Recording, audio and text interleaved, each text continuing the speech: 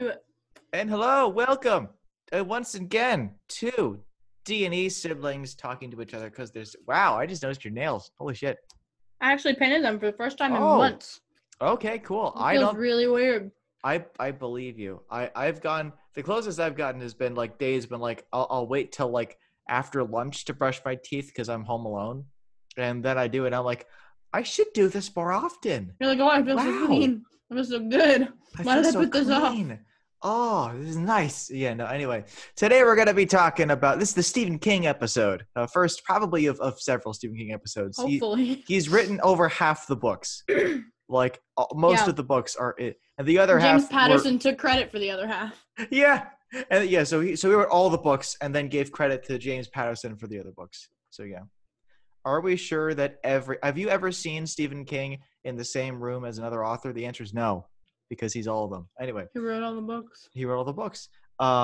So we're going to be talking about, Emma's going to be talking about The Shining.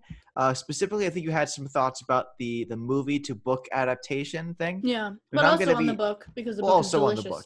And I'm going to be talking about The Dark Tower, which a series that he has described as like the spine of his fictional universe. Because if you don't know, every single book takes place in the same universe. It's like the coolest part about Stephen King.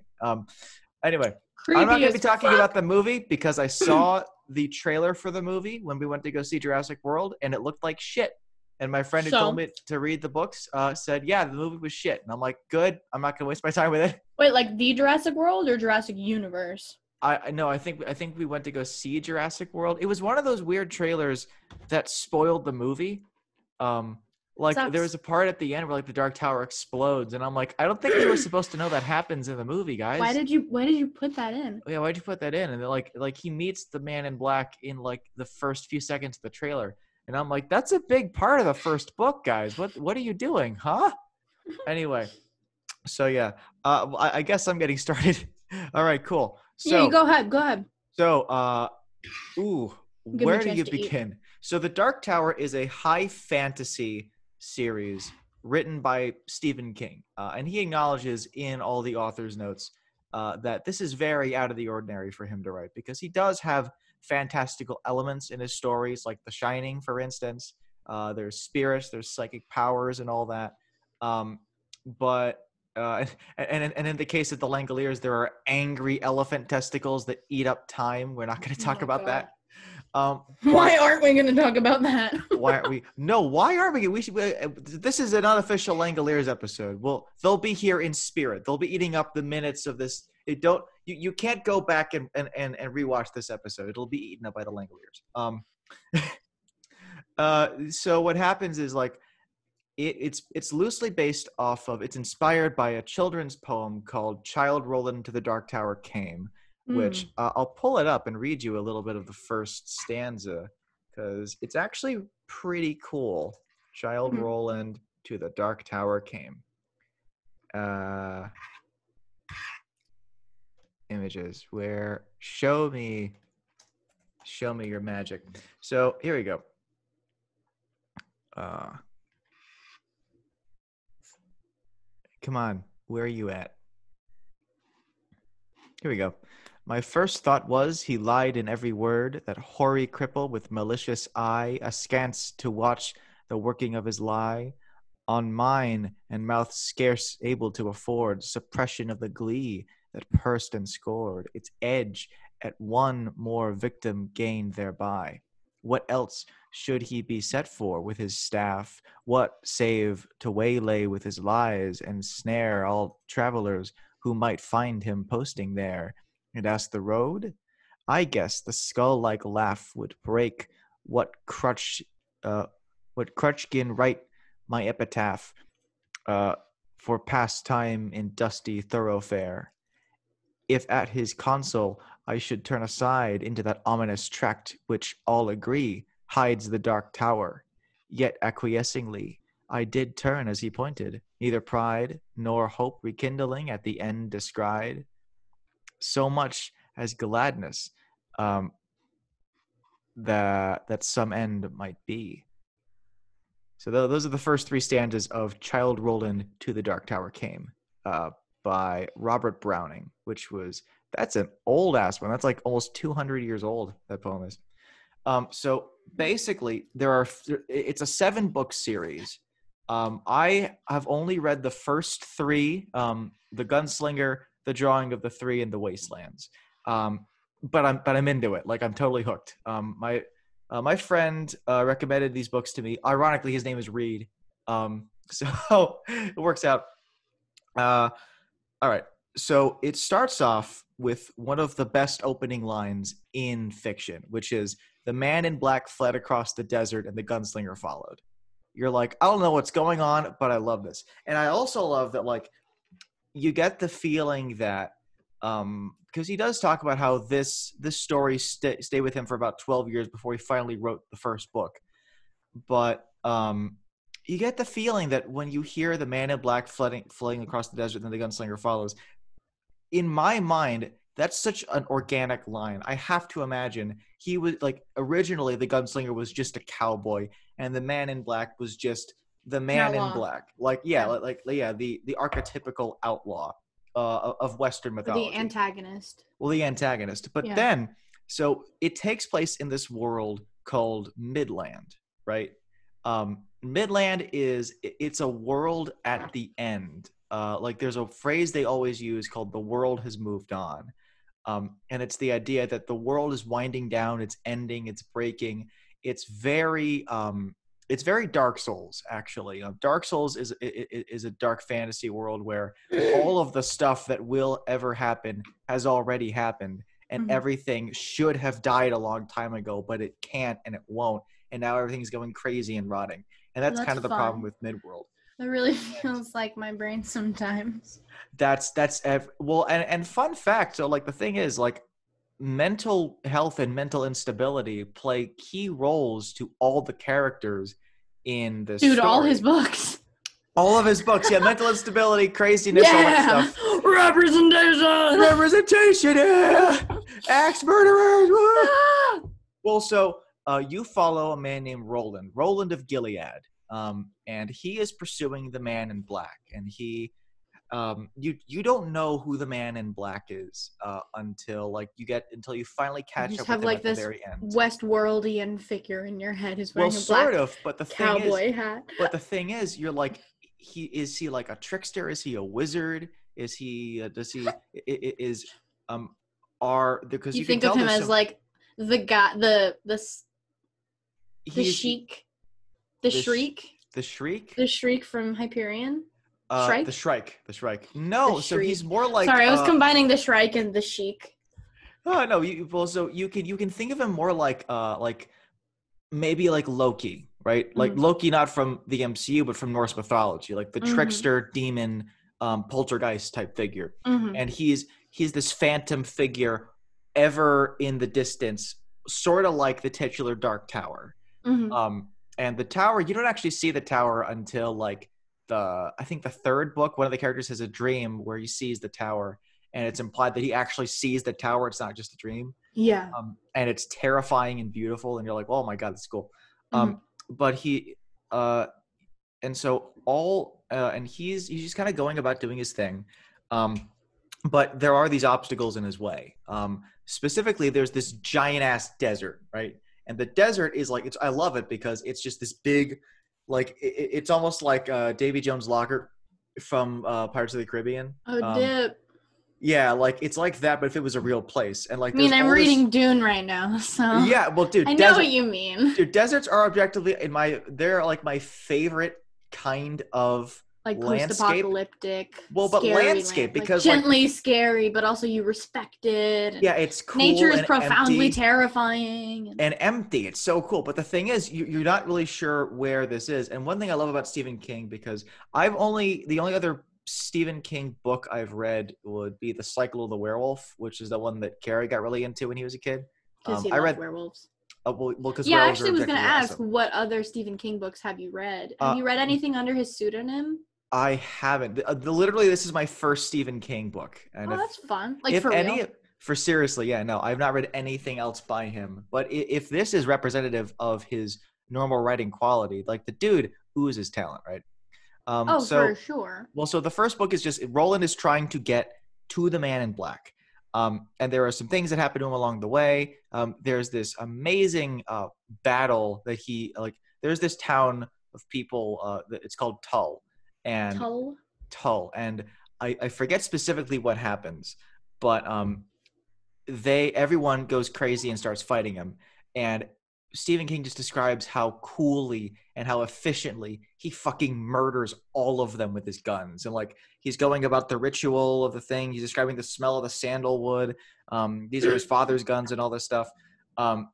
And like, there's this really cool mantra that the gunslingers have. He's the last of the gunslingers. Ooh. There's this cool mantra that they have, which is, I don't aim with my hand. He who aims with his hand has forgotten the face of his father. I aim with my eye. I don't shoot with my hand. He who shoots with his father, he who shoots with his hand has forgotten the face of his father. I shoot with my mind. I don't kill with my gun. He who kills with his gun has forgotten the face of his father. I kill with my heart. And it's like, that's his philosophy with the gun. That's really interesting. It's really cool. Well, and then he does eventually get to the Man in Black. And then what the Man in Black does, they sit around the campfire. Wait, is he looking to kill the Man in Black? Well, you think he is. Or You're not just really to sure why. Establish contact? Well, he's kind of following him? The Man in Black has answers to some of his questions. But then he has additional questions for you to start asking of the series, right? Oh, that's tasty. And so the purpose of the gunslinger is to frame the goal of the whole rest of the thing. He establishes what the Dark Tower is. Now, the Dark Tower is at the center of Stephen King's universe. Mm-hmm. There are, they established this in the second book, there are like, I think 6 or so gateways. And they're all named after different animals and whatnot. And they intersect, and you can use one gateway to access another reality. And mm-hmm. so there are instances where that happens. Like Pennywise comes in from a different reality using one of those gateways, right? Mm-hmm. And the spirits of the Overlook are probably beings from another reality that entered through one of those gateways. But the thing is, all of those paths intersect, and the intersection of all the paths of all roads in the multiverse lead to the Dark Tower, right? That's fun. But guarding the Dark Tower is the Beast. And the Man in Black won't even say the Beast's name. Like he won't even really call him the Beast, or he'll he doesn't even want to invoke the Beast. Like, I think he says it like in this hushed, panicked whisper, and you're like, oh shit. Well, like, so they have their conversation, and it's written so well. Like, the thing about Stephen King that I love is that like he writes conversations like you're riding on a roller coaster. Like, he's got this beautiful way of writing. Oh, dude. Just accurately, it's just very real. And, like, the descriptions don't, like, get in the way or make things feel clunky. Yeah, exactly. They add totally. more than you expect. That's what I love, yeah. Like, he describes someone... because one of the characters actually a lot of the characters live in New York City in the second book, and he's walking past a girl who he describes as having "fuck you" lips, and I'm like, I know what that looks like. Holy shit! Yep. Yeah. He's really good at describing things. Yeah. The thing is like he can in a cool way. Like, he and Carl Hiaasen are very similar in that. The words that they use are kind of, it feels like particular to their mind. Like, not very many authors could come up with those specific, like... Well, I think it's even deeper than that. What he's doing is he gets a feeling and he gets an idea of how a thing looks. Mm-hmm. And he picks the words that will invoke that feeling in you. Mm-hmm. And I totally agree. Well, then what happens is they have their talk, and then Roland falls asleep and he wakes up 100 years later. It's broad daylight. The Man in Black is just bones in a robe, dead for a long time. And then Roland there. Well, yeah, and then Roland gets up. He cracks his clothes because they've gotten kind of stiff because it's been 100 years. That's beautiful. And then he walks off. Then he finally gets to the edge of the desert, and then there's a beach. And that's when the next book starts off. Now, keep in mind, Roland is a gunslinger. He uses both of his hands to shoot the guns. Well, at the beginning of the first book, some horrific lobster monstrosity, they call them lobstrosities. They ask really? these really Well, no. So their by they, nightmare do you mean people, or they as in the book? Well, they as in like, you know, the other characters that end up coming into the book, right? They call them That's the what I mean. Like, lobstrosities. wow, that's amazing. The I bet you. Well, what he happens at one is point was no. like, So what happens this is lobster is a monstrosity. A lobstrosity. a I'm gonna write that down. lobstrosity. I'm gonna write that down so I can include it in a book. And then his wife was like, Steven, please don't call it that. And he's like, no, trust me, this is golden. Everyone's gonna be like, that's amazing. I bet you she fucking supported it. I bet you she came up with it. She would be like, lobstrosity. He'd be like, that's what it's called. And he's like, maybe. Well, so what happens is he heard fucking rock lobster and was like, this is a lobstrosity. This is maybe he looked forward into the future. He projected his car into the future and was like, ooh, Larry the lobster from SpongeBob. That's my guy. Dude, oh my god. No, so what happens is one of those things, he wakes up, one of those things is chewing on him, and they have this weird language, which is just weird sounding questions. He goes to sleep on the beach? On the beach, yeah. And then one of them crawls out and it bites off his trigger finger on his left hand. No. So he's a unidexter. He's a unidexter. No. So you're like, oh shit. And for you're the like, rest that of the was series, an important finger. You couldn't have picked the pinky. God damn. Well, the cool part where like he goes for his gun and then he tries to pull the trigger and then he's like, oh shit, I can't do that anymore. That's hilarious and so he eventually does kill it, but then he has to take stock of his situation, and this is and so he's like, okay, shit. So this thing, I think it poisoned me, or I got an infection now. Most of my bullets are soaking wet, so I can't use them. I don't know where I am, but I need to. But there's this doorway on the beach, just standing there, and this is why it's called the drawing of the three. He's pulling 3 people from our world into his world. But the way he does it is really cool because he goes into the door and now he's inside their mind. And they sort of know that he's there, but he has to be careful because he doesn't want them to know right away. And there's 3 people that he contacts. There's a guy named Eddie Dean. Eddie Dean is just a fast-talking heroin addict wise guy. He's like my favorite character in the books because with the name Eddie Dean. Eddie Dean, call me Dean. Nice. No, he's great. I love him so much. And like his story is that like his brother Henry got him hooked on heroin, and he's kind of a douche. Like you see him later on in the story through flashbacks, and he's kind of a douche. And Roland helps him not get like Roland actually pulls him into his. So Roland goes into his head. He's on a plane. And he's smuggling these 2 like big bags of coke under his arms, underneath his armpits. Sorry, I totally zoned out, and I was trying to remember the exact moment of the Iron Giant in which like Dean says, "Excuse me, everybody. Sorry about what I'm about to do to you all." No. And then he unzips his pants in front of everybody, and the squirrel jumps out. That's sort of what happens. Because what happens is so Roland has to go get Dean. He has to go get. Then there's she's also great. I love her. Odetta Susanna Holmes is Eddie Dean is a heroin addict in the 80s. Yeah. Odetta Susanna Holmes is a black woman in the 60s. She's educated, she got all the stuff, but she's also affiliated with a woman named Detta Susanna Walker. Ooh. They're the same person. She has split personality disorder. But she has split personality disorder because she has this huge scar on the top of her head because I like what he does.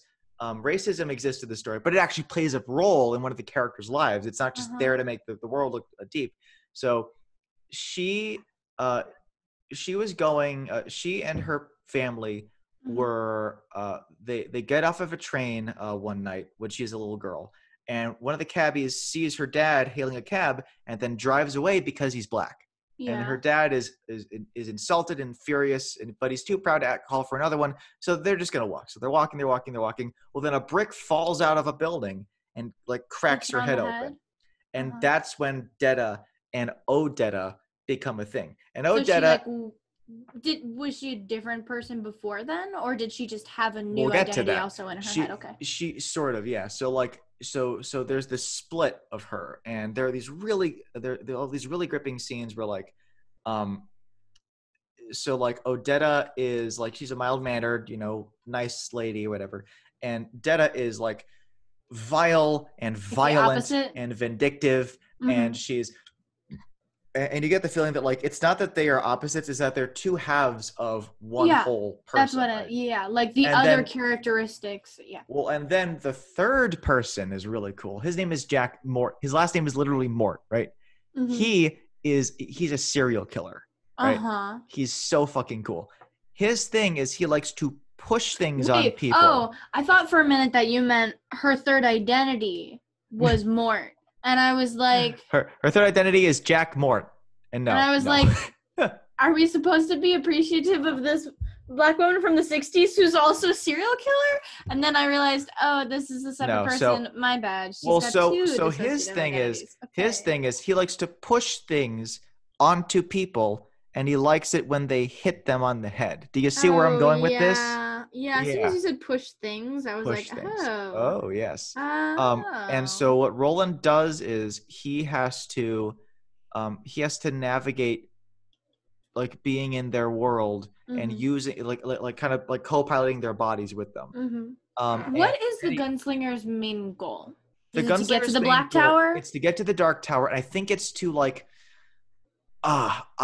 it's kind of vague, but he just wants to get there. It's implied that there's this great city called Gilead. There are all these people, and I think he wants to kind of want to get back to that. Or yeah, I think he wants to do that. And so when he ends up on the beach after traipsing through the desert, the only way out is through these doors. Yeah, he needs to draw these people in. I think specifically, I think there's a prophecy that the man in black tells him, and that's how he knows that he has to go here. He has to free the prisoner, he has to free the Dark Lady, and then he has to free someone else. And I don't want to say too much about Drawing of the Three, except for that initial premise. Yeah. But like it ends up having one of the most satisfying conclusions to a novel I've read in a long time. Like it's like, whereas there is this vastness to the ending of Gunslinger where you're like, oh my God, dude, this guy has to travel to the center of everything. Yeah. And confront like a beast bit older than time itself. How's he going to do that? But then at the end of Drawing of the Three, you're like, you know what? Maybe I think we're going to be okay. Yeah.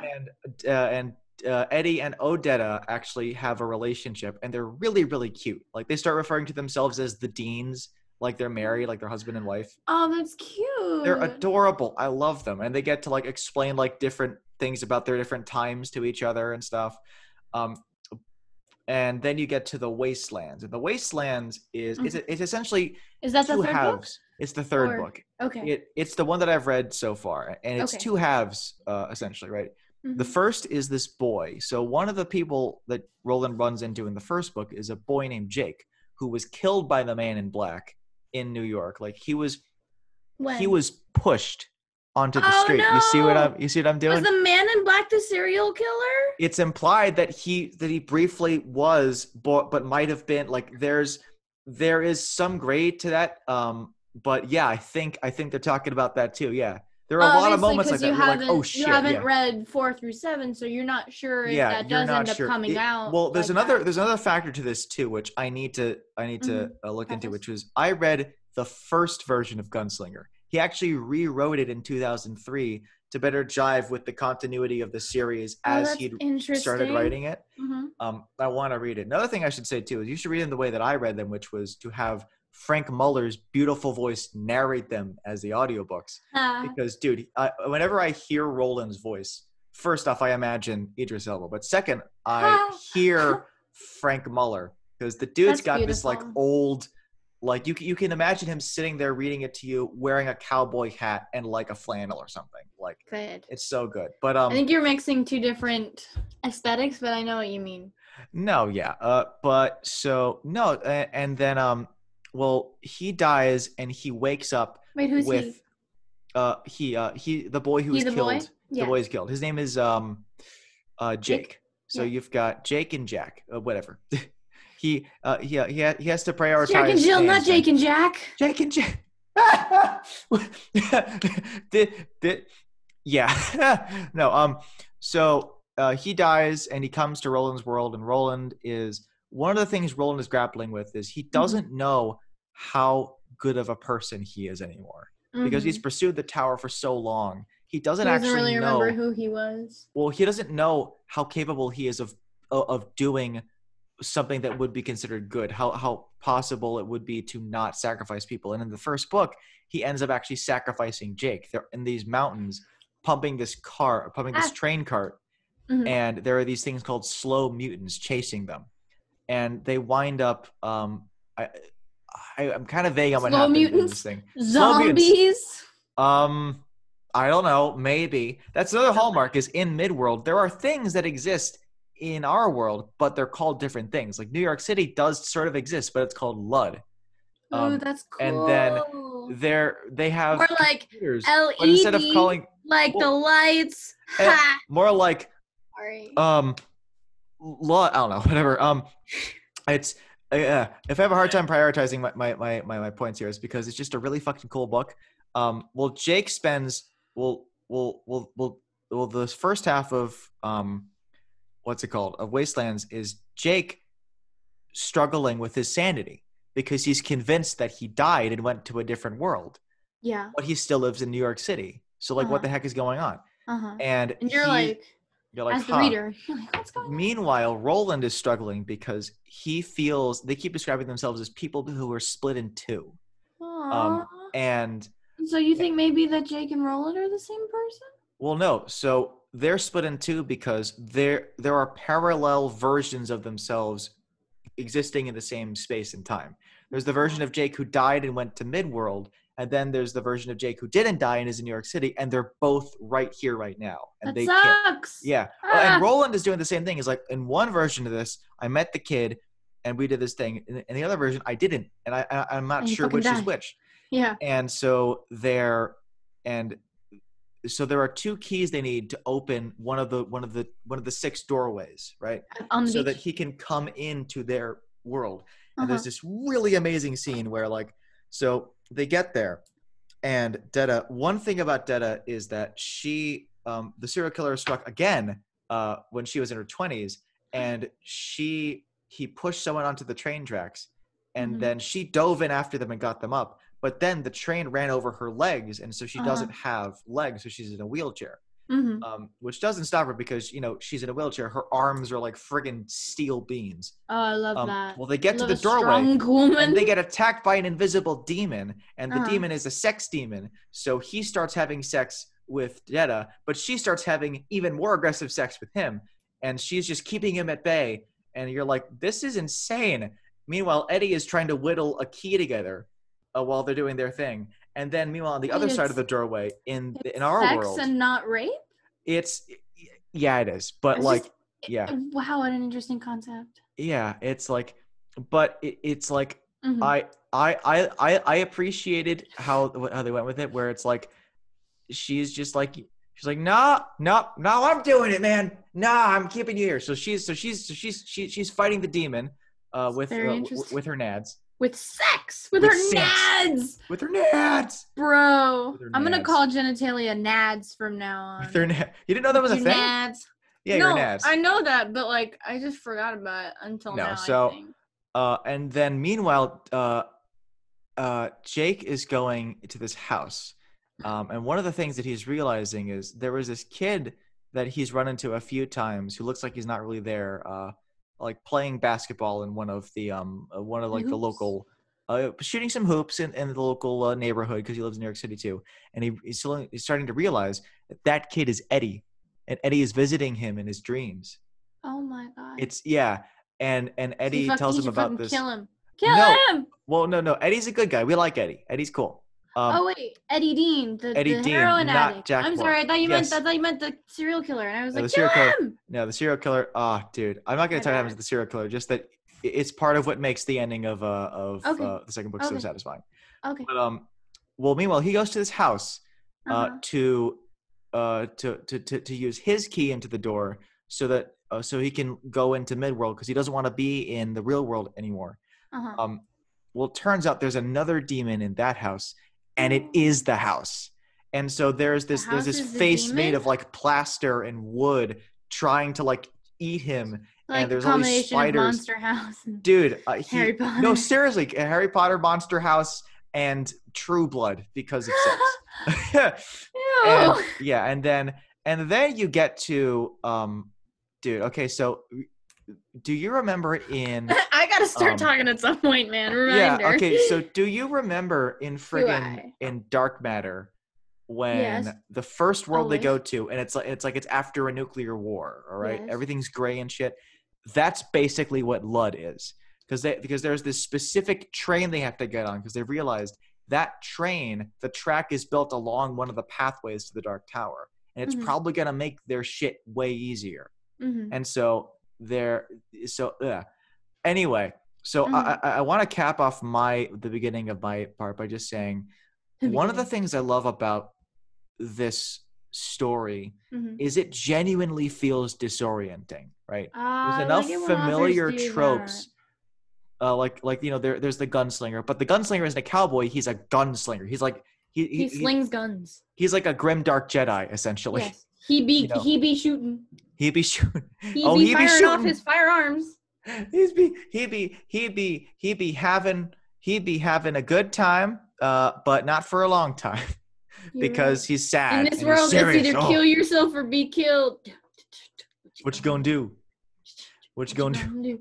And then yeah, it's just I love it because like I remember the last time that I was actively anticipating finding out what the hell happens next in a series like this. That's so amazing. It's so riveting, and what I love is that like the plots are pretty simple. Like Roland has to get more supplies and he has to get people to join him on his journey. That's the whole plot of Drawing of the Three. But like, dude, he weaves these intense moments. There's this one part in when Eddie is on the plane, and he's sort of slipping in and out of consciousness because whenever Roland comes forward, he goes back. But there's this stewardess, there's this flight attendant who's noticing something. His eyes are changing color. Roland has these dark, smoky blue eyes, and Eddie has green eyes. She has no idea what the hell's going on. Something's weird, and she remembers her training when it comes to like acts of terror, like you know, trust your gut. Like so many times something might have happened, and so she's like, what could possibly be going on? And so like it gets to a point where like she's about to like trip and drop her coffee in his lap to get him to freak out. And to like, and to see if he has any like guns or anything on him. Yeah. And then there's a point where like they have to call the SWAT team because he's in the bathroom, and they're convinced because they know who he is. They're convinced that he must be smuggling drugs, which he is. But he has to have Roland take over and use a really sharp knife to cut like the really sticky tape that's holding the drugs under his armpits. And not like sever his skin or anything, and it's really intense. And you're like, oh shit, what the hell's gonna happen? They're also on a plane, and it's jostling around. Well, yeah, and then at some point, like the SWAT team comes in after it's landed, and so everyone is crowding around him in this tiny ass little like bathroom, and you're like, oh shit, this is insane. It's how you gonna get out of here, man? I love Stephen King, and you'll probably have more to say about this because The Shining is I imagine it's a much slower book. I've read more than just The Shining, which I'm very excited to talk about. Well, you should talk about more than that. But anyway, no. So yeah, it's so cool, and it's nothing like I would have expected it to be. Honestly, yeah. I've read one of his really fast-paced books. I get it. Yeah. Yeah. It's the pace is astronomical. You almost feel like you're losing information along the way. Oh, you gotta go back to like, okay, hold on. Who did that? What's going on here? I don't know. But no, it's so good. So the thing about The Shining is that like I love it. It's a wonderful movie, but I've heard it is very little to do with the actual meat and potatoes of the book. Yeah. First of all, I've read The Shining and Carrie. Okay. And I've also read one of his books that he wrote under a pseudonym, Richard Bachman, and the book is called The Running Man. Okay. Yeah. Does that have anything in common with the movie Running Man? No, I don't think so. Okay, fair enough. Also, sorry, my roommates are in the other room in the background. Oh, screw you, roommates. No, they're so nice. Stop being nice and having a good time. No. That's not, no. We don't like that. No. Okay, so basically, and I want to talk mostly about The Shining, but I would like to share some Stephen King facts. facts before I forget. Share many facts about Stephen King. So, Stephen King, is a first treasure. of all, when he wrote It, which apparently in the Wait, what did he write? It. Wait. So what did he write? It. Wait, I know, but it, like, what was it? No, I'm kidding. So, in the second chapter of the book, It, there is, this is according to what my old roommate Claire told me, there's like a hate crime that happens, like, I think it eats a gay guy or something, or like, it's like a gay guy is killed after being lured somewhere with the promise of sex or something, and it's like not like the most PC concept. And so I get that. A lot of people came out and were like, hey man, this isn't cool. And he was like, I don't remember writing that. I was really on cocaine back then. I'm very sorry.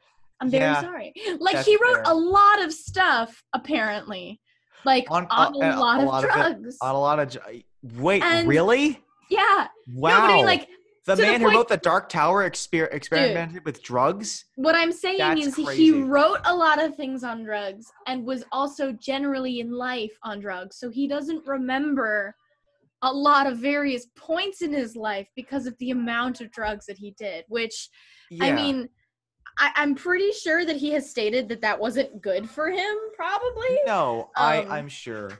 I mean, he writes a lot of characters who are struggling, recovering alcoholics. Yeah. So yeah. Anyway, so sorry, peeling my nail polish off, and I'm cleaning off my desk. That's fair. So it just feels very good. So so that was the It fact. There is he used to write under a pseudonym, such as the King of Horror, or Richard Bachman or something. Okay. That was like very, very long time ago. I really like his stuff. He's also started writing books with his son, and wow, are they good, apparently. I have to read like people have really been like, this shit is tasty. It's so cool. He also, I saw an interview with him and George R.R. Martin. And George R.R. Martin was like, I love that one. So Stephen King says, I just try to write 6 pages a day of anything. I don't care what it is. I tell myself I have to write 6 pages of something every day. And it can either be a continuation. I can go more or less than 6 pages, or I can go more than 6 pages, but I can't go less than 6 pages. Yeah. And, sometimes I schedule a time for myself to do it, and sometimes I just find myself doing it, but I write 6 pages every day. And George R.R. Martin was like, don't you feel like whatever you're going to write is going to be shit and awful, and nobody's going to respect you? And basically like projecting all of his fears. He's like, don't you think any of this is going to happen? And Stephen King was like, no, it's not the final copy.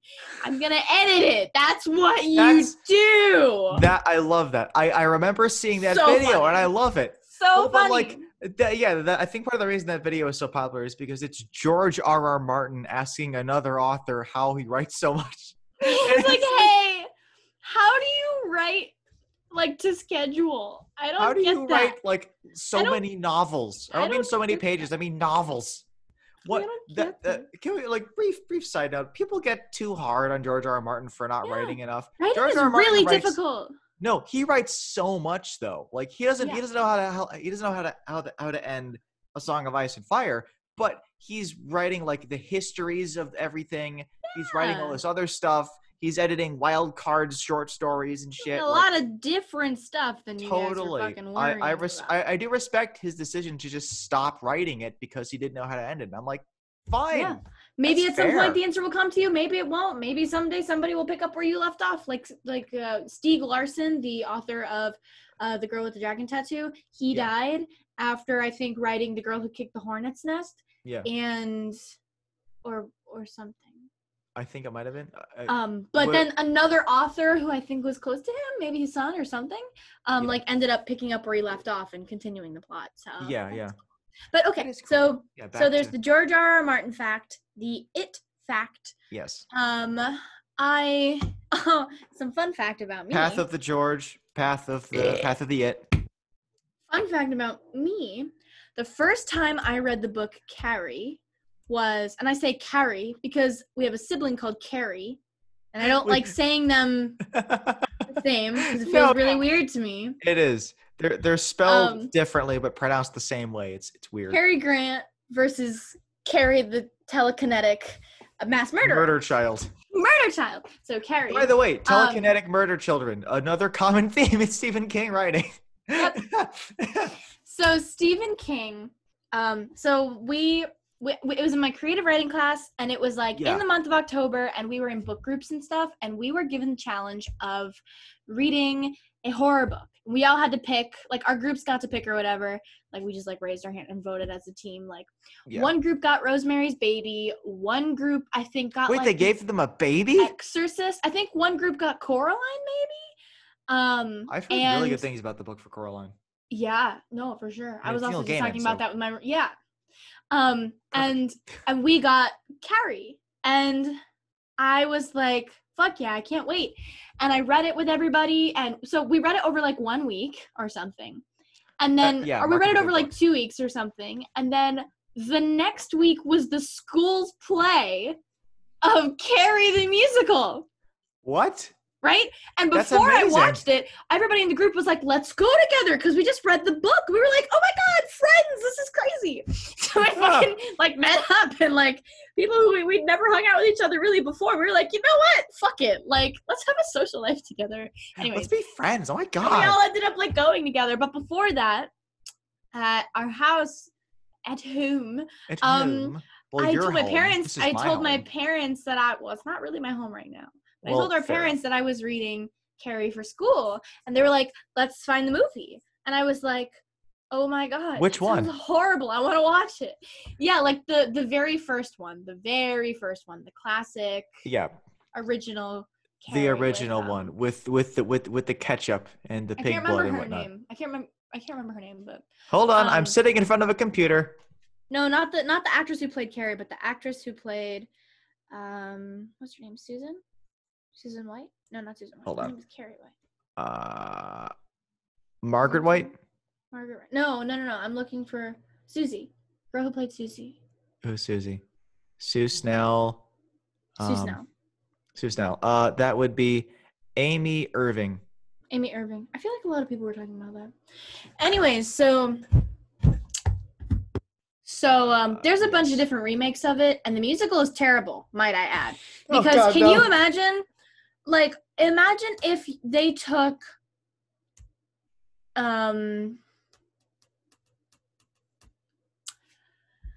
what's a movie about mass murder?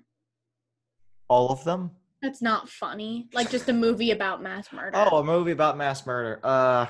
Schindler's List? Yeah, I was thinking about that. Like, imagine if they made Schindler's List into a musical. Yeah. Like, that, obviously avoiding the anti-Semitic connotations of that. Of course, yeah. But, like, imagine if somebody put music, like, lyrics and such, to Schindler's List. Yeah. It doesn't make sense. Because when I read Carrie for the first time, and I read it again a while back with a new perspective on life, and about, personally, mass murder. Yeah. When I read it, I found myself, like, I was reading it on a plane. I found myself like this close to having a breakdown on the plane, because as first of all, like, aside from the dialogue that exists, that is a bully who creates a victim. That victim might come to seek revenge on the bully. Mm-hmm. And more people than just that. Yeah. Actually, most of the time, people who have experienced being bullied are more likely to be pushovers, have mental illnesses, and wish to avoid conflict as much as possible. Oh, 100%, totally. Fun fact. Yeah. The bullies are typically the ones who end up becoming, like, rapists, murderers, people with anger issues, people who assault their wives and stuff. They kind of stay bullies a lot of the time. Yeah, it turns out, antisocial personality disorder is like a problem, It's a pervasive developmental thing, So, anyways, so I personally did not like how, but first of all, the plot of Carrie is that and I know that this is off topic, but Stephen King. The plot of Carrie This podcast has no topics, Emma. It really doesn't. We're just chatting. The plot of Carrie is that she, she's raised in this incredibly religiously strict household for a religion that she is with, but you know what I mean? But like, not like to the extent that her mom is. Her mom locks her in the cupboard for hours at a time, locks her into like the kitchen pantry that has been turned into a shrine that she has to stare at and supplicate herself towards. And, like, one of the lines is, her mom says, Carrie, eat your pie. And Carrie says, Mama, I don't want to. It gives me pimples. And she says, pimples are God's way of chastising us. And Carrie is not taught about female anatomy or puberty. And her mother says... imagine that, Emma. Imagine... Her mother tells her that if you develop breasts, it means that God thinks you are sinful. That they are a punishment. And they are to be called dirty pillows. What? Stephen King really did that. So funny. Like, what the hell? That's awesome. And the plot of Carrie begins when she gets her period in gym class. And she freaks out because she thinks she's dying. And all the girls are like, Carrie, you're so gross. You're just letting your blood stream down. And they're screaming, plug it up. And they're throwing pads and tampons at her. Okay. That's how the book familiar starts. With that. I'm familiar with that. She ends up getting sent home for the day because she's like ill. They say like women's troubles. And then she starts to realize with puberty, she has like her telekinetic, which he calls TK in the book because it's so much easier to write TK than telekinesis all the time. It just occurred to me. Friggin' Ryan Johnson calls telekinesis TK in Looper. Yeah. So, that's pretty cool. I think it's actually like the phenomenon of TK is called TK. But also the book is kind of, it's not in chapters, I don't really remember, but it kind of goes back and forth between perspectives of people. And so it goes from Carrie's bird's eye view to Sue Snell, who's she's like the good main character who is trying to help Carrie, and she's, she feels bad for her previous negative actions towards Carrie, and she wants her to, she wants to make up for that, so she's trying to help her.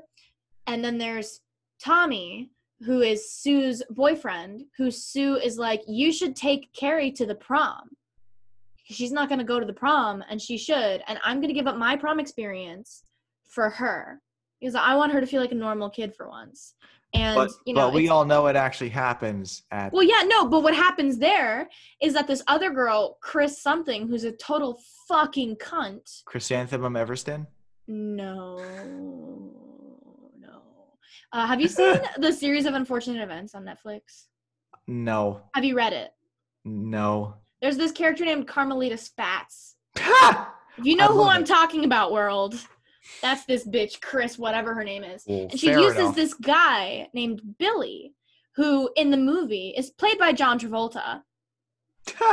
Very young, very, very shaggily haired John Travolta. Not yet a Scientologist, John Travolta. Just disgusting. Anyways, so she gets him and his cronies to go kill some pigs and drain their blood and then bring the blood back to the prom hall, and they mark the spot where the king and the queens, the prom king and queens chairs are going to be, and then they pull it when the time is right. And then as soon as Carrie, like that last moment of embarrassment, humiliation, on the night that she was the happiest, the night when people were actually treating her like a human being because she looked pretty for once, like she snaps, and her telekinesis, which she had been practicing with almost like Matilda for the past couple weeks, like exploded. And she, like, he's vividly writing that she makes the fire alarm go off. Well, she makes, like, the sprinklers go off ahead. Yeah. And then everybody is, like... Or actually, no, what happens is, like, when one of the buckets falls down, it hits Tommy on the head, and he dies instantly. Oh, shit. And he slumps over. But nobody's looking at him. Because it's a couple seconds after the rope has been pulled, and it's a couple seconds after everybody started laughing. And so Carrie runs out of the building, and Tommy's laying on the floor, literally dead. Like, it took 10 seconds for him to die. And everybody's laughing at the way that she looks and at her running away and tripping and falling in her dress that's now covered in blood. And she locks the door behind her with her mind. She locks all the exits with her mind and all the windows. Yeah. And then she sets the sprinklers off, and she rips up with her mind the wires from the band and starts electrocuting everybody because their feet are all in the water and they're all getting electrocuted. And then the building gets set on fire. Oh, shit. And she encourages the flames, right? Like, she spreads the fire around. And then the generator for the building explodes, and then she walks away. That's not the end.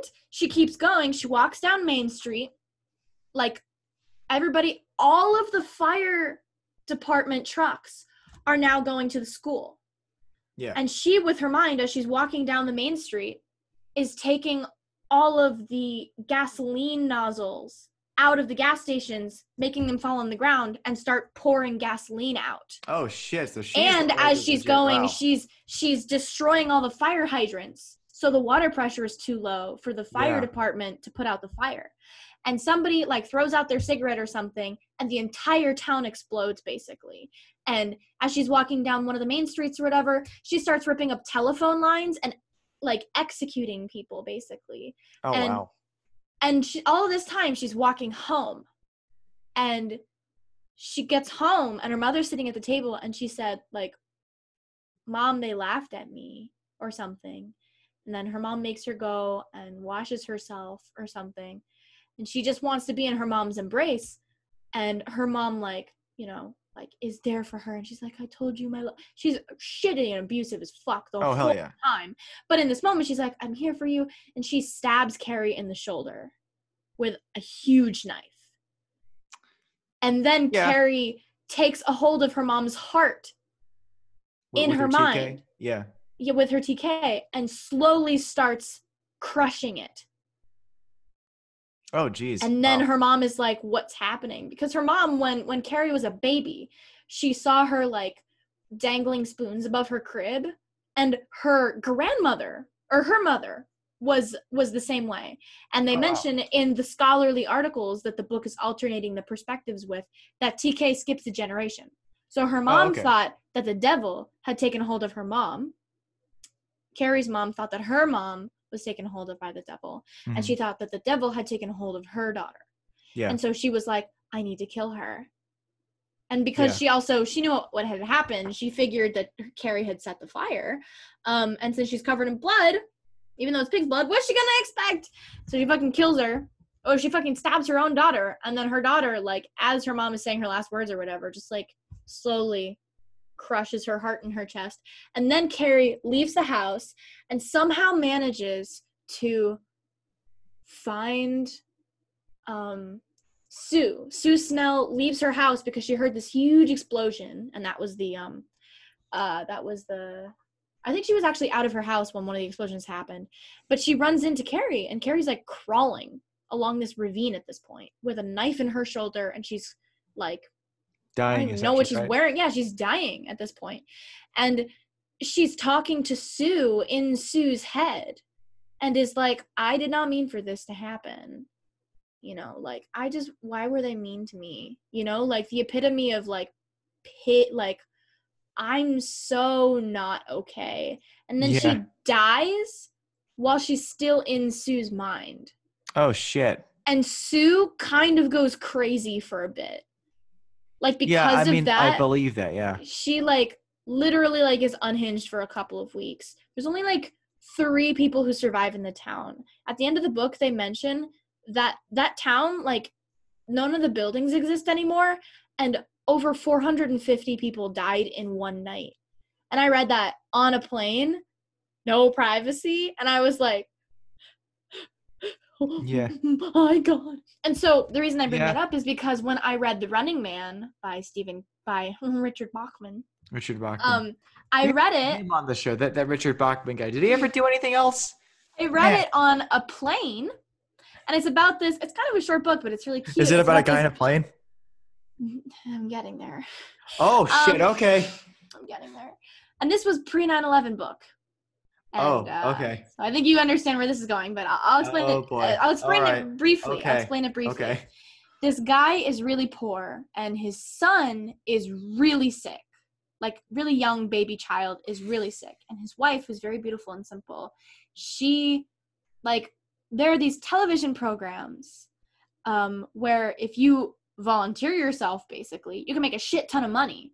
But, you know, they do things to you. It's kind of like a Black Mirror-esque type of situation. Yeah. You know in that episode 15 Million Merits where there's the game show where fat people I haven't seen that one yet. It's very good. It's one of like I think it's in the second season, but it's okay. So it's one of the good seasons of Black Mirror. Then. Oh yes, one of the original.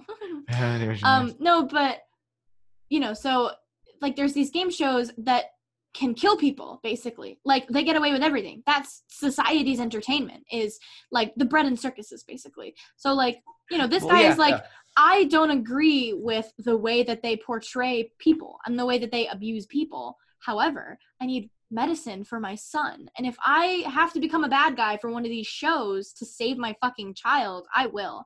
And so the show that he goes, tries out for, it's called The Running Man. And he is supposed to evade capture for a month. And every day that he evades capture, his bounty gets higher. So the person who catches him gets that money. And if he evades capture for long enough, he gets that money. Okay, so I just looked this up. So remember how I mentioned the Schwarzenegger movie called Running Man? It's based on this book. It's I'm sorry. Based on this book. I thought you were talking about a different movie. That's my bad. No, well, no, I mean, I kind of am, because it's like in this version, he goes on a game show where he dresses up and like fights like basically and fights like super villains or whatever, and it's like campy and bright and weird. So I don't think it's anywhere near the same thing. Yeah, no. But so he has to evade capture. He has to evade capture, and I remember now because Arnold Schwarzenegger was on the cover of the book, so I remember. I forgot that was a movie. I'm sorry.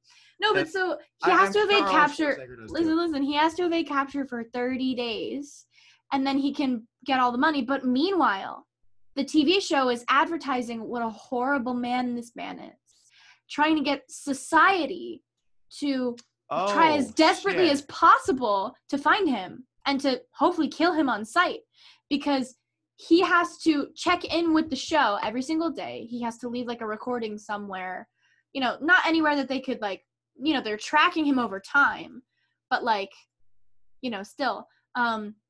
So if anybody is harboring him, they have so much incentive to turn him in. But at some point he meets somebody, and they explain to him the way that this corporation is actually polluting everything. And that's why emphysema and asthma has been so high. Okay. And so in his check-ins... so they have a vested interest in keeping the show running. Exactly. Because they're creating the band for the show. Ooh, okay. Yeah, so he... In the videos that he has to record, I love that I'm not even talking about The Shining. In the videos that he has to record to prove that he's still, you know, alive and literally running, in the videos that he has to record, he starts talking about emphysema and the problems that this corporation is like filling society with. And they start, you know, just kind of cutting the audio for him, or you know, voicing over what he says with somebody else who sounds kind of similar to him, so that he can't speak about it anymore, but he still keeps doing it. And like at some point, you know, every single person has managed to get caught within like the second week, and all of a sudden he's like almost at a month.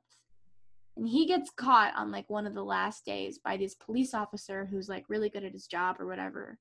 And the police officer was like, nobody else has ever survived for this long on this show. Do you want to become one of the police officers that does this? Because you would get a fat raise. You would get a life. You don't have a job right now. We could really use a guy like you. You've thought so creatively. Nobody else has been able to last this long. And so what is main character named Richard after Richard Bachman? What does main character Richard say? Of course, lying the whole time. He gets on this plane with them, And somehow, some way, some shape, some form, he kills everybody on the plane. Okay. In having, like, there's, like, fights are happening, right? Everybody on the plane's dead. And his stomach is sliced open. And his guts are spilling out. He crawls to the cockpit so that he can take control of the plane because it's on autopilot right now. Well, and his intestines get hooked on something. And he has Jesus. To inch back, unhook himself, and then keep crawling. But the way that fucking Stephen King writes it is that his intestines, like, cried out. And they were crying to him, "Why are we outside?" And it was like the most sad and horrifying thing I'd ever, like, just wow. I know, like, that's awful. And so it ends I love it, but I also hate it, but I love it. Listen, the book ends with this guy from the very beginning. He's the guy who runs this TV network. Richard, the main character, obviously has so much contempt for this man. And he had just finished talking to him on the plane. And that's why this cop offered him the job, because the head honcho was like, offer him this job, right? So he gets to the cockpit with his insides falling out. And what does he do? He flies the plane into the top level of the building, the tallest building in the city, the building where the executives for the show are. And he describes the destruction and the chaos of the building falling for like a page. And I was like, I'm in a plane right now in a post 9/11 world. This is really weird. Like, this was really weird. Yeah, because that would have been like 19 years before. Yeah. Well, more than that. I think it came out in 85. I think he wrote the book in 85 or something. Well, hang on a second. Or 80 something. Yeah. It was really weird. No. So the movie came out in 87, and then the book came out in 82. So yeah, about 19 years. That's crazy. That is crazy. So but now, I love that, and the moral of the story is ACAB. Anyway, ACAB. So, it is. So, The Shining. Wait, we were talking about The Shining this whole time? Don't worry, I have like less things to say about The Shining than I do about Carrie. Actually, I think that's fair. Because I kind of got into the swing of it. I really just needed to chat about that book. It's so good. So The Shining. Yeah. Contrary to the movie a lot. Contrary to the movie, does not take place over a week. Wait, the movie took place over a week? Yeah, like every fucking 20 minutes, there's a title card that says Monday, Tuesday, Wednesday. I think it goes from Thursday to Tuesday or something instead. But no, seriously, I've had weeks like that before. It takes place like over a week or two, and the book takes place over like 4 months. I would imagine. That's the point. Because it takes place over because they're babysitting it over the winter, right? So yeah. So the kind of the plot of it is Jack Torrance, the dad, who is blonde, Wendy Torrance, the wife, the mom, who is blonde, and Danny Torrance, named Danny Torrance, who's Danny Torrance is named Danny Torrance? A young little brunetted, blonde-headed child. No, his name is Danny, but his middle name, I think that's his middle name. His first name is Antonio. Guess what the name of the demon who lives in his mouth is? Yeah, Tony. Wait, Tony. What? Do you know what it is? He also they say in the movie he's a little boy who lives in my mouth. But he talks like this when Tony's talking. Yeah, it doesn't happen in the book. Tony just appears to him. Yeah, Yeah, Tony is.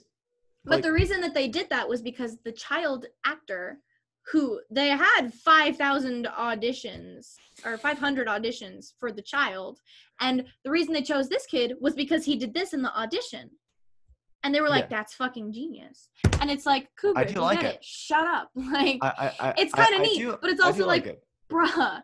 Anyways, so, fun fact: Tony, the sort of the spirit who low-key haunts Danny's mind, is his older self talking to him. I know that and much. Guiding him through this period of time. Yeah, because this is the period of time when Jack, you know, is dealing with his, he's an alcoholic, but he's not drinking. And so he's dealing with his sobriety and trying desperately to not slip back into alcoholism. The breaking point to make him go sober was that when he came home from work one day, he had written this play or something, and the papers were just everywhere. And I don't really remember why Danny did it. I think maybe Tony had done it, or I don't even know. Tony didn't do it. I don't know. Yeah. But the papers were everywhere. You know, Danny was like 3 years old. And Jack, drunk, like, pulled Danny away. But when he did that, he pulled Danny's arm out of his socket. And so he broke his arm. Oh, shit. That's why. And they mentioned that in the movie. So, you know, Wendy was like, if you don't stop drinking right fucking now, I'm leaving you. And I might leave you now anyways. But you need to prove to me that you're like that you're changing and that it's worth it to be with you, because you cannot be abusing like my child. You cannot be abusing me. This is an illness. Like, this is not okay. This is not sustainable, and this is fucked up. And, you know, of course, fucking Jack was horrified. You know, he was like, I can't believe this happened. I didn't want this to happen.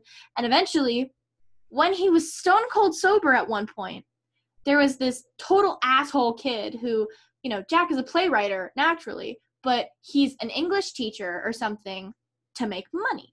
So he was at this school. He's with this asshole kid named George something. He's like this rich kid snob who's just a total fucking jackass. People named George are the worst. But he's also like, he's got a stick up his ass type of like I meant to say he was born with a silver stick.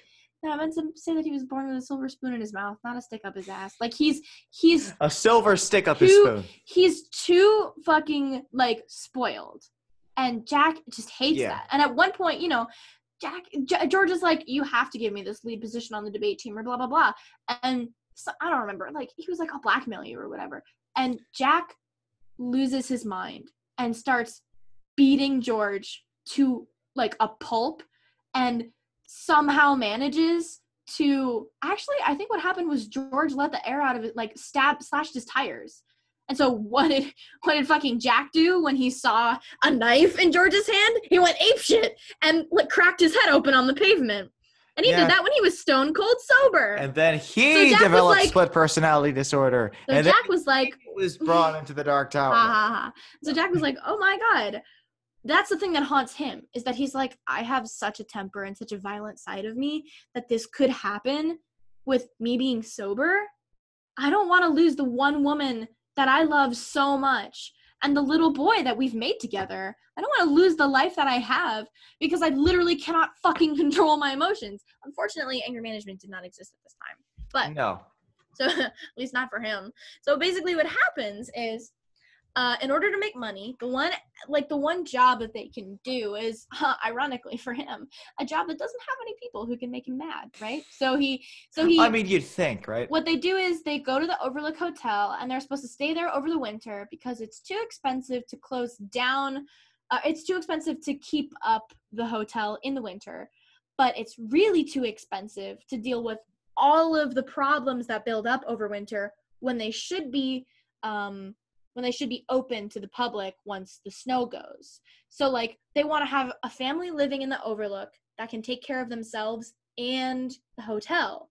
Like, if shingles blow off or something, if some area needs painting, if there's water damage, like if a pipe bursts or something, if snow gets in, like, keeping the boiler going so that the rooms don't freeze over and that the windows don't crack and stuff, and the water and the pipes and stuff don't freeze, all that stuff.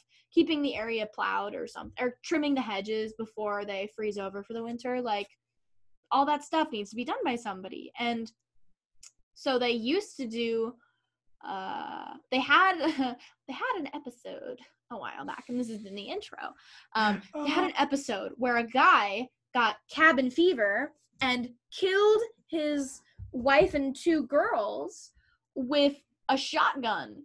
And in the movie, they say an axe, but I think it's with a shotgun in the book or something. Aren't there 2 girls spirits in the hotel? Yeah, and that's where they come from in the hotel. They're twins, and in the movie, they keep saying, come play with us, Danny. It's because their souls are still in the Overlook. Because the plot of the Overlook, they're not the bad guys. they're the memories of the people who were killed there. And that's what's traumatic to Danny, is that he has this ability to shine. That's what Doc Halloran calls it. He's the black cook who everybody calls him the N-word the whole movie. And fun fact, he like, I will talk about him in a second. Cool. I got to keep on my. And I will talk about the Shining in a bit too, because fun fact, Shining is a thing that Roland and his comrades. That's cool. Yeah. It's this. Well, I'll talk about it now. Fuck it. So there is this force that Roland describes called Ka, right? Mm-hmm. Ka is, you could call it destiny. You could call it like the universe. Ka is, it's the road upon which you are meant to travel, and it's the feeling that pushes you to travel it. Mm-hmm. But there are other people that sometimes travel that road with you and are meant to travel it with you. And they're called Quartet. Like that group is called Quartet. Mm-hmm. So Roland, Odetta, and Eddie, and then later Jake, and then later, oh my God, there's this animal called it's called a Billy Bumbler. A Billy Bumbler. A Billy Bumbler is this really smart, like badger-looking thing with golden eyes, and it can kind of talk. And they call him Oi, and he's just such a good boy, and I love him so much. He's always the good boy. Always the good boy. Well, there are some times where like when they're trying to bring Jake into the world, the key is out of reach, and somehow Eddie like gets it in his hand, and I think that's kind of TK. Like that's what Carrie was doing, and then like Eddie, I think Eddie and Jake and they can all hear each other's thoughts for a little bit, because when you are tied together so deeply, you develop these abilities and stuff. Mm-hmm. And that's partially, I think that might be why Tony can talk to himself in the past, is because he can I was going to mention that. Yeah, he's able to communicate with himself because of The Shining. And The Shining, like the ability to shine is, and the copy of The Shining that I have is actually got a reflective, it's like made of reflective paper. Because it's shiny. So Doc Halloran explains it to Danny. He's like, you can shine, I can shine. Because he talks to him in his head. Hey, shine bright, shine far. Do you want some ice cream, Doc? You know, that happens in the movie. But like he's explaining to him, like, my grandma and I used to do it. It's called shining. You can hear what's going on. And so Doc Halloran doesn't have it, like, super acutely. Like, he can talk to Danny, and Danny can talk to him. But there's, like, he's not really strong with it, you know? There's one point when, you know, all the shit is going down in the hotel, like, the bad shit. Like, Jack has become completely evil monster Jack. He's become Jack Nicholson. No, what's the word? The opposite of an exorcism. Well, he's been possessed. Possessed, thank you. The opposite of an exorcism, being possessed. I'm right, though. That's gonna be the name of this episode. The opposite of an exorcism. Okay, so after Jack has been possessed and things are kind of like going off the rails, and like, you know, Danny's really concerned for his and his mom's lives, he screams to Dick Halloran, because Dick is in Florida, and he's like, I need you to be here. You need to be here. Like, please come. Because in the very beginning, Dick Halloran says, this hotel is scary. There are things that you might not want to see. Never go into room 217, which in the movie is 237. I don't know why.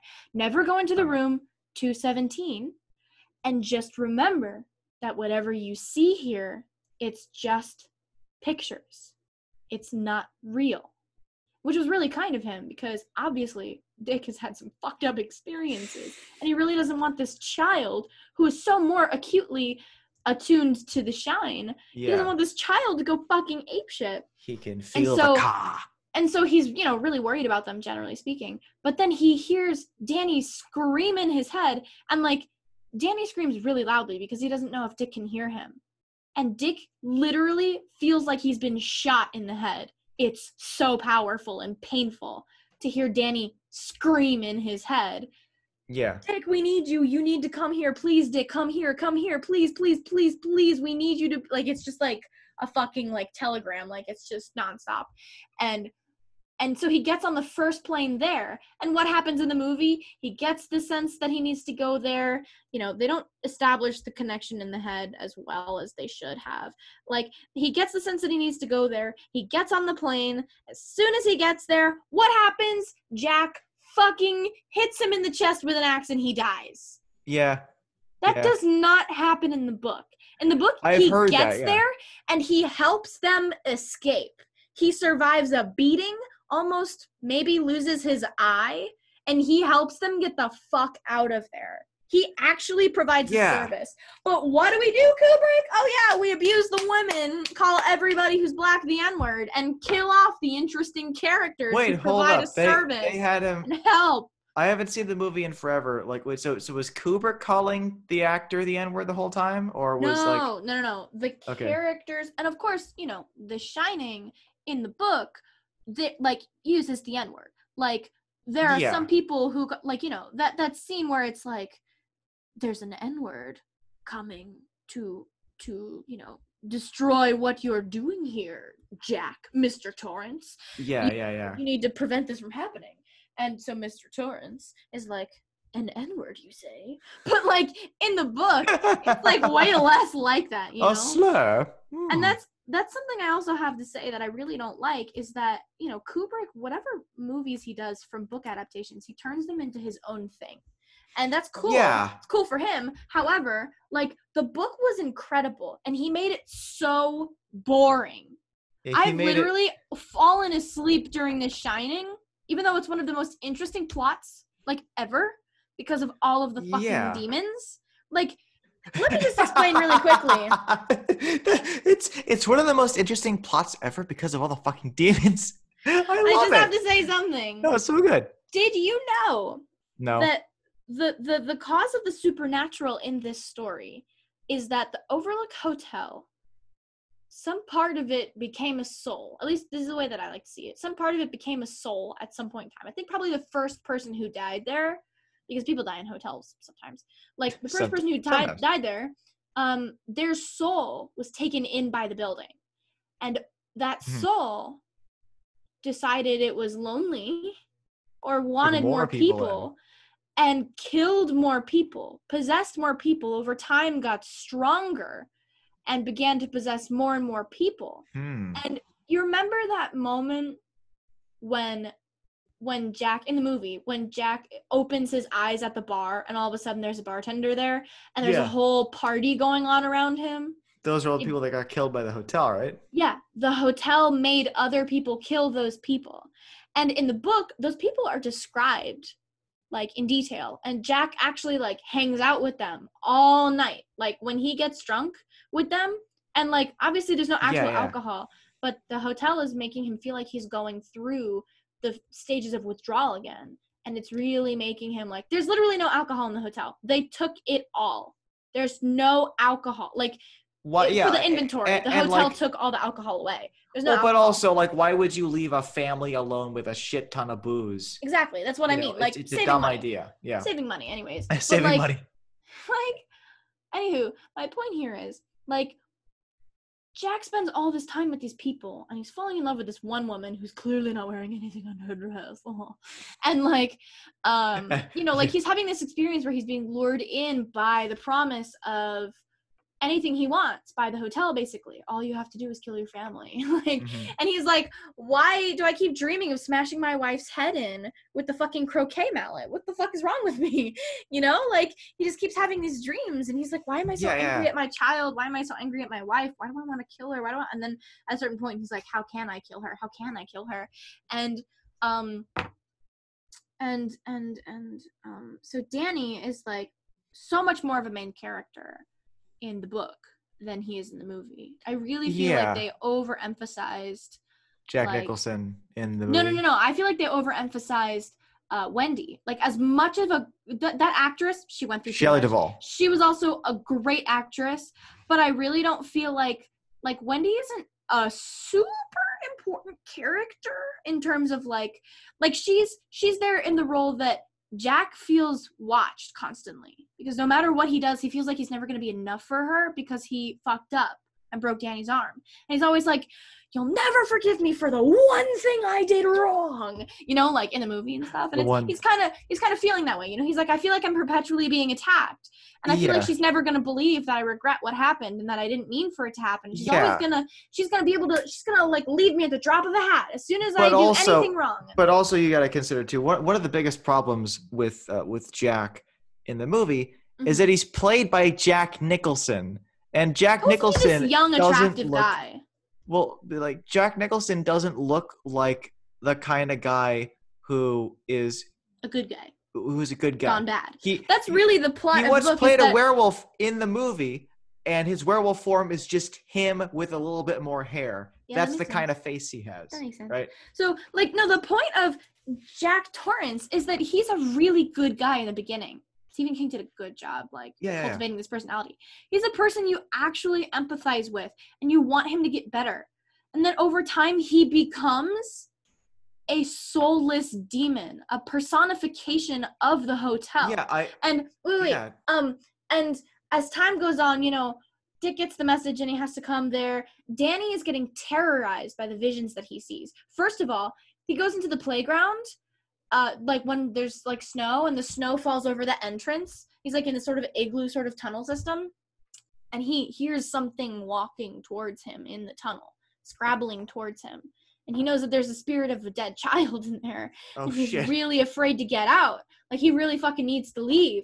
And it just felt like the Water Tribe, like the episode of, like, the bloodbending episode where Katara's talking about, like, it's so cold and I can't get warm. And I'm, like, freaking out as I'm reading this. And also, Danny goes into room 217 at one point. Against, I mean, there's nothing else for him to do, and he's afraid of it, but he feels like he's, like, telling himself it's just like Dick said, they're just pictures. They're just pictures. But then he opens the thing and you're like, oh God, no. And he walks in and it's a regular room. But he feels like there's something calling him towards the bathroom. And he walks into the bathroom. That's why you don't drink a shitload of water, then walk across the hotel. And he pulls the curtain aside and he sees, as Mom likes to say, this is the part where she lost her mind and put down the book. This is the part where she put the book down. He pulls the curtain aside and says, the woman in the bathtub had been dead for a very long time. Right? Yeah. And so Danny, like, Mom freaks out at that. But so Danny is looking there at this woman. I love it. Give me more of that shit. You know what I mean? And then she opens her eyes and looks up at him. And he fucking bolts out of there. He is gone. He's fucking gone. He runs to the door and he is convinced. Like, he's trying to leave out of the front door of the hotel room. He's trying to leave, and he's like, the door's locked, I can't get out of here. And he finally, like, at some point, he finally calms himself down, standing there at the door, and he's telling himself, it's just pictures. It's just like what Dick said. If I calmly turn the knob, I'm sure that it's unlocked. And as he's taking his, like, final, like, preparatory breath, she grabs it, right? Hands start to go around his neck, and she starts choking him. But that is the end of the chapter. And then it goes to Jack's point of view. And, like, Danny comes out of nowhere, like, with his shirt all ripped, and he's got these livid marks on his neck, and he's sucking his thumb, and he's freaking out. But he's, like, catatonic almost, just walking in a coma. And Wendy is immediately convinced that Jack did this to him. Well, and this is where Jack starts to snap. And he's like, I can't believe that you thought that, like, legitimately that I couldn't grow. I can't believe that you thought that I would do something like this again. I'm stone cold sober and blah, blah, blah. And all this, you know, like that, the rift begins to divide them. And one of the coolest thing, I'm finishing up. This is the last thing I'll say. Cool. Yeah. There's a constant theme through the book. One of the reasons why they don't want the boiler to freeze over in the winter because they can't really replace the boiler. And the boiler keeps the entire hotel heated and stuff. So it's one of Jack's jobs as a part of the hotel maintenance man to continually tamp down the pressure in the boiler. Jack, this is Chekhov's gun. We need you to make sure it doesn't go off in the third act. Okay? Shoot it every single day. Every single day. So basically, he has to tamp down. Jack goes, "You want me to shoot my gun every day?" You say. He has to tamp down the pressure to make sure that the pressure gauge doesn't go too high, because it'll explode. And by the end of the book, Danny, I forgot this amazing side plot line, which I'll finish the book, but then I'll go back to that side plot line because it's fucking amazing. So it fucks, bro. Oh, I forgot about that. So Danny is having this interaction with Jack when at one point Jack corners Danny and somehow Danny says something. He appeals to Jack's humanity, still left inside. Jack's been cut by Wendy's knife by now. He's probably been hit with an axe. He's barely in there. He's also, as a body, not really alive. Yeah. And Danny says, Dad, please. He appeals to his fatherly nature. And Jack finally comes, back a little bit. Yeah. And he takes the croquet mallet, the aforementioned croquet mallet, which is, a big theme, constantly through the book. He takes the croquet mallet and bashes his face in. And so now he's just this faceless gremlin demon, Gollum, basically. Yeah. And at one point, Danny knows that he has to say all the right things in order to make sure that he and his family doesn't die, or, Jack's gone, but whatever. Mm-hmm. And so at one point he realizes, he's stalling him because he knows that there's something going on in the back of his head. He's like, what am I forgetting? What am I forgetting? I need to stall him until I remember. And then Danny starts screaming, you idiot! You forgot about the boiler! That's your one fucking job in this hotel is to take care of the hotel! But in your efforts to kill us, you forgot about the fucking boiler! Obviously without the cursing because he's years old. And so the gremlin monster panics and runs away. And Danny has just enough time to get Dick and his mom Wendy out of the hotel before it explodes. The entire hotel explodes. It is fucking razed to the ground. It is destroyed. And the spirit of the hotel, they watch it leave. It goes up into the air, literally can't. It's I don't have a home anymore. I have no corporeal form. It's gone. Oh, it literally fucking can't sustain itself. I have to go back to. And that's how it ends. The Overlook is destroyed. It's not that Jack freezes to death in the making the dumbest facial expression known to man. That maze doesn't even exist in the book. It's the topiary bushes that physically attack Danny.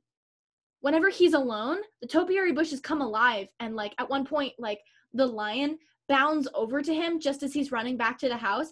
As he's at the door, the lion, the topiary bush, breaks its claws down his leg and destroys his pants and cuts into his leg. Yeah. And fucking Wendy's like, Jack, did you do this? He's like, stop it! But also it's no. Anyway, so hear me out. Wait, you might. Wait. Okay. Really last thing. Okay, go. In the movie, I bet some people, hopefully you, will remember this part in the movie. When Jack is crazy and he's trying to kill people and Wendy's running around, Wendy walks up this sort of spiral stair staircase. She looks into this room, and there's this guy in a tuxedo laying down on a bed, and there's this other guy in a dog suit, a dog bodysuit, giving him head. Giving him head, and then the guy on the bed leans up, and they both look at Wendy, and she's like, "Okay, bye." So that's never explained, right? They never get back to that. They never. No. The furry. So what happens is actually in the book, so much information. So one of the people that Jack meets in the ballroom when he's, drinking alcohol and getting seduced by the hotel, one of the guys that he meets is this really influential, famous guy from back in the day, the 20s or whatever, blah, blah, blah. And he loves this other guy, or this other guy loves him. Mm-hmm. And so he's kind of like a playboy who is probably Pan or something.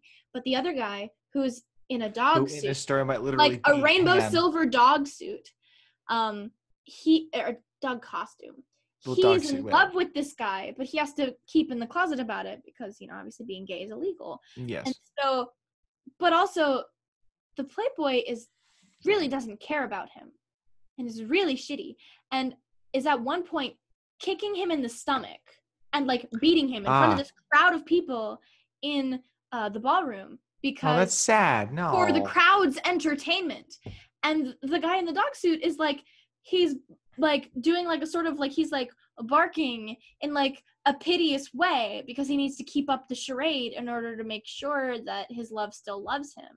But at one point, there's this point in a hallway when Danny's trying to leave a room. He like opens the door to his room, and there's this guy in a dog suit on all fours guarding the door, making sure that he can't leave.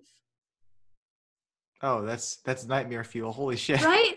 Like, oh God, that's awful. I hate that. So like, yeah, but you know that he's a good guy and it's not his fault. His soul just got taken by the Overlook when he was killed. But still, like the thought of just seeing that, you're like, no, oh God. No, but over time, I think Danny ends up finding out that this guy's actually nice, and I think they end up like the dog ends up letting him walk down the hallway or something like that. But it's just really upsetting and sad. It's sad. I hate that.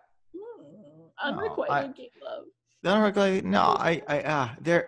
There's the book is just jam-packed full of this beautiful horror. The most beautiful horror. Like scary shit. Like I'm telling you, the scene in the playground when Danny was alone with that thing under the snow, I'm serious. That really scared me. That is terrifying. That is so awful. Scary. The thing about Stephen King, and that was not included in the movie, and the movie is just terrible. The blood elevator was great, but it's not in the book.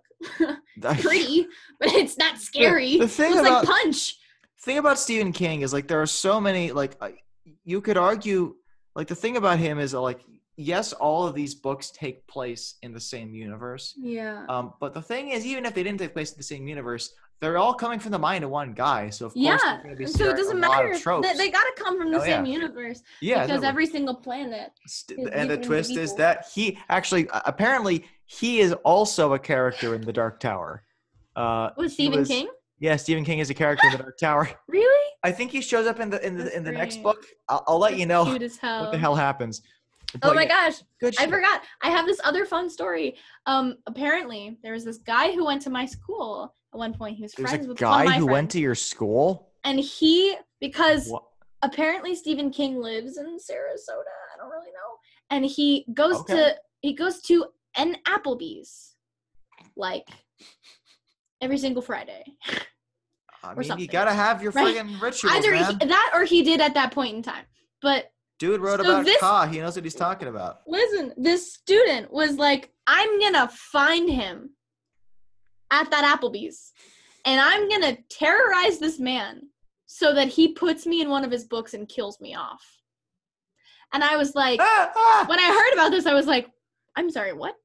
And apparently it never worked. He could never find which Applebee's he went to. I'm sure that that's a fucking lie. Who would go to Applebee's? Yeah. Applebee's sucks. But also, Stephen King, if you really go to Applebee's, I mean, if you're Stephen like, King and you have nothing to prove anymore, true. Like, do whatever the fuck you want. But dude, also, go to Applebee's. Get their shitty microwave fish and chips. Who gives a crap? You know what I mean? Really bad. I think the thing about Stephen King is that like he's written so much, and the fact that he intentionally writes it all in the same universe is cool because it means that you are learning more and more about this crazy, weird world, and you every can speculate part of it is as to related.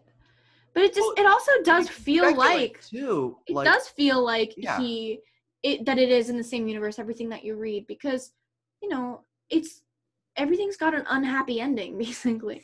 Like and it's with kind of interesting with the one exempt Jesus, what I'm trying to say.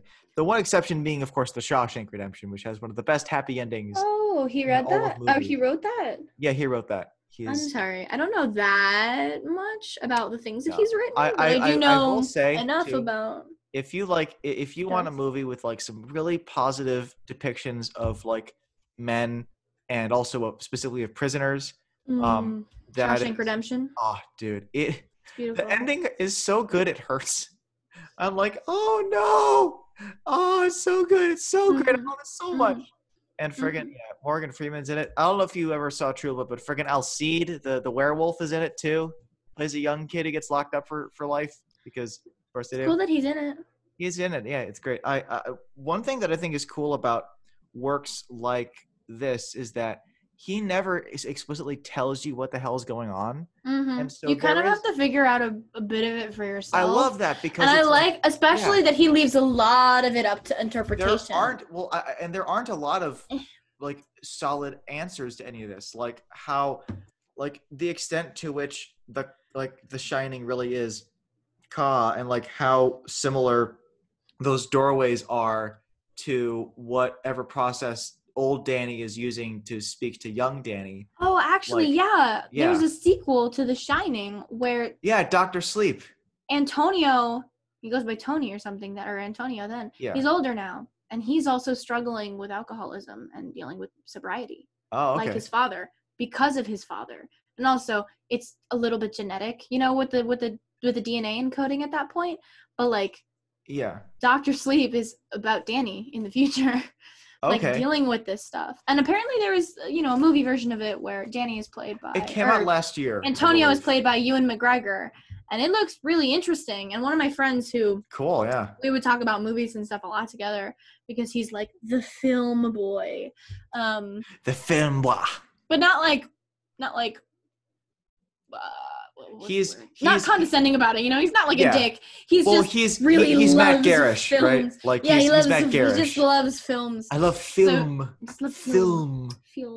I love film. And so we would talk about it. He was like, "Did you know that?" Did you know? We were also in the same creative writing class, and so he knows how much I love The Shining. And he was like, "Did you know that this movie is coming out?" And I was like, "What?" It was great. Yeah. He was the person who suggested Midsummer, actually. To me. Oh, okay. Oh, he was okay. Like, if you like Midsummer and if you liked Raw, we should all watch this because we had like a friend group of movie people and we should really watch this. Movie friend groups are the best kinds of friend groups. They're honestly great. I love watching movies with people. You have to have a certain amount of stamina to get through a movie, and not everybody can do it. And I just like being able to hang out. I gotta wrap this up now. Yes, we do. But honestly, the thing I love about Stephen King, specifically about The Dark Tower, is that like, I don't know what he's gonna do with this shit next because it seems like he does whatever the hell he wants to do, and you have to just be along with the ride. Yeah, he's already done it. The books are already. It's so good. I can't wait to find out what the hell happens, and I'll have to read all those books that you mentioned too. Next time we'll be talking about something. I don't know, man. I have it written down, but I don't have it here right now. That's cool. All right. Until next time, be safe, be careful. Wear a mask. Wear some gloves. Wear a mask. Get some Windex. And also, and honestly, if the gym is open by you, if it's safe to go to the gym, go to the gym because it opened up for me last night and I went and it so good. Love it. Gym is essential. Exercise. Treat women right, especially when it comes to being an auteur doesn't exempt you from being a nice person, Mr. Yeah, if you are deciding that you want to manipulate a woman, a female actress, to do something so you can get the proper reaction from her, maybe you could just like believe that she's going to do that because she's an actress and then pay her for the role. There was a bit between you hire a male actor and expect him to like not be able to do the fucking role, so you manipulate him? No, you wouldn't, because you believe that the man can do anything. So there is a little bit between Ian McKellen and Ricky Gervais. Ricky Gervais is like, so how do you act? Like what's the secret? And then Ian McKellen goes, well, you see, I pretend to be someone that I'm not. So, let me give you an example. So, Peter Jackson calls me up and says, Ian, I'd like you to play Gandalf the Wizard. And he goes, well, Peter, you know that I'm not a wizard.